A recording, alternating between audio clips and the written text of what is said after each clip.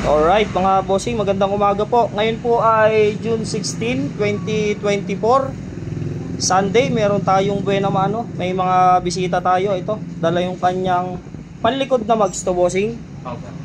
Panlikod na mags ng ano boss? Sniper 155. Ayun, panlikod na mags ng Sniper 155 high-loss mags mga bossing. Nagkaroon po ng gewang. Napakaganda pa nung mags.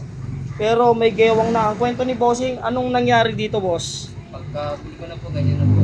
Pagbili nyo, ganyan na. Okay. Ayun. So parang ang nangyari dito ay factory defect. Pagka ganito mga bossing, nakabili kayo ng brand new yung mags, may gewang, may bengkong, ito po ay factory defect mga bossing ha. Hindi po natin yan iinitan, hindi po natin susunugin. Sa inyo ako nakita bossing? Sa TikTok lang po. Sa TikTok. Ayun.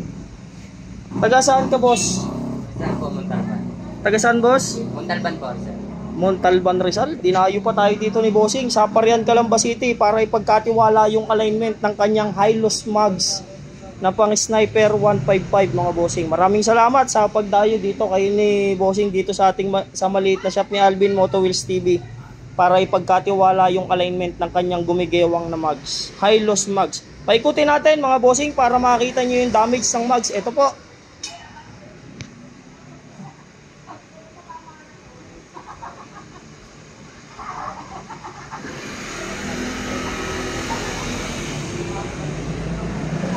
So yan mga bossing, gewang. Ramdam po ito pag nananakbo? May ramdam po siguro pag ano. Hindi naman po kasi ako mabilis masyado mag... Hindi po. Hindi naman siya ramdam na ramdam. Opo, hindi naman. Okay. So pero medyo malaki to eh. Oh. Pero hindi raw ramdam ni bossing. So sadya lang gumigewang. Ano boss? So in before and after alignment lang tayo mga bossing ha. Para hindi masyadong mahaba yung content natin. Before and after alignment lang tayo. Sa mga nagtatanong po ng exact location ko, Parian, Calamba City, tapat ng Alphamart Parian, likod ng SSS pa rin mga bossing. Ayan po ang Alphamart Parian. Si bossing nga pala may kasama. Sino po sila, madam? Girlfriend po. Ayun, girlfriend ni bossing. Talaga si bossing, yari ka. Hindi ka makakaisa. So ayan, i-align natin mga bossing. Mano-mano lang po natin i-align to ha. Kahoy lang ang gagamitin natin. Hindi po natin ipipresya. Hindi po tayo machine shop.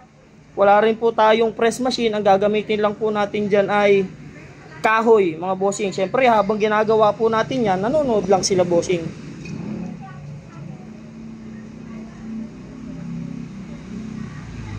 So yan, balikan ko po kayo mamaya. Pagkatapos ko pong i-align, i-align ko na po mga bossing. Eto na mga bossing, tapos na nating i-align yung high-loss mags na nakakabit po sa Sniper 155. Walang init po yan, walang sunog. Ang damage po dito ay spokes mga bossing. Kaya actually binalutan nga nung may-ari ni bossing yung kanyang spokes para hindi talaga siya magasgas.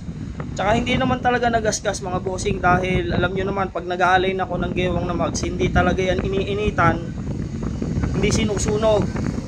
Ang ginamit po natin, kahoy, ayan po. Habang ina-align po natin, syempre yan lang sila bossing, nanonood lang, nakaupo lang. Ito na po yung sinasabi ko, finish alignment po ni Alvin Moto Wheels TV. Ito na po yung resulta. Paikutin po natin para makita nyo po kung ito po ay gumigewang pa mga bossing. Ito po.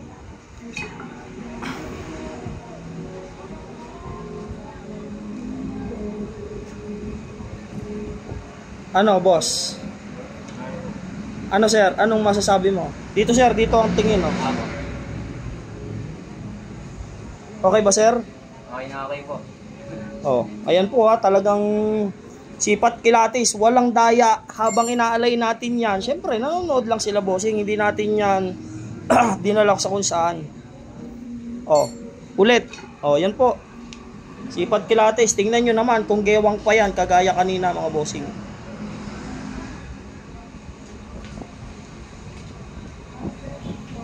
Alright, tapos na tayo mga bossing. Si bossing ay taga Montalban Rizal. Ano bossing? Opo. Taga Montalban Rizal. Bumiyahin ng 2 oras para makarating dito sa maliit na shop ni Alvin Moto Wheels TV. Muli po, maraming salamat sa pagdayo sa ating maliit na shop. Araw-araw po tayong bukas mula Lunes hanggang Linggo, 9:30 po ng umaga hanggang alas 5 mga bossing. May gusto kayong shoutout, bossing? Wala naman. Ikaw, madam? Wala? Okay, ingat lang po ha, ride safe sa pag-uwi. Tapos na po tayo dito mga bossing. Mayroon pa tayo naka-line up. Ayan po, XRM naman. Marami po salamat. Ride safe po sa lahat mga bossing.